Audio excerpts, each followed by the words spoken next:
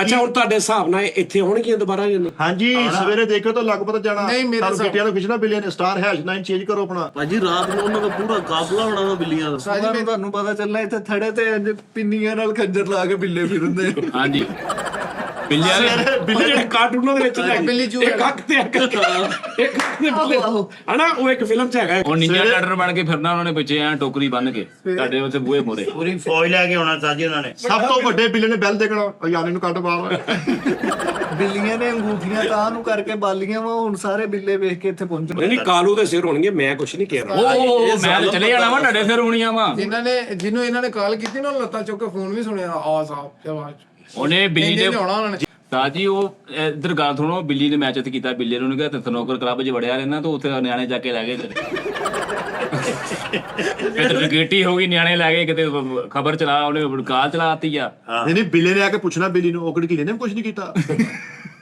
ਮੇਰੇ ਨਾਲ ਬਚਾ ਹੋ ਜਾਣਾ ਮੇਰਾ। ਉਸਤਾਦ ਜੀ ਅੱਲਾ ਮਾਰ ਝੂਠ ਨਹੀਂ ਬੋਲਣਾ। ਐ ਨਾ ਤਾਂ ਬਨੇਰੇ ਤੇ ਮੂੰਹ ਰੱਖ ਕੇ ਦੇਖਣੇ ਆ।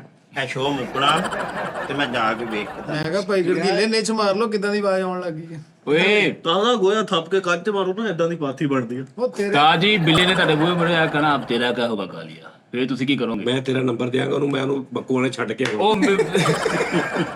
ਸੁਣੋ ਇਹਨੇ ਨਵਾਂ ਘਰ ਬਣਾਇਆ, ਇਹਦੀਆਂ ਕੰਧਾਂ 'ਚ ਮੋਰੇ ਪਾ ਦਿਓ। ਸੱਚ ਜਿਹੜਾ ਉਹਦਾ ਬੰਦਾ ਨਾ ਬਿੱਲਾ, ਉਹਦਾ ਨਾਂ ਭਲਾ ਕੀ ਆ? ਤੇਜਾ। ਤੇਜਾ ਭਾਈ ਉਹ ਇਹਦਾ ਕੀ ਹਾਲ ਕਰੇਗਾ? ਉਹ ਚਿੱਟਾ ਜਿਹੜਾ ਆਇਆ ਸੀ।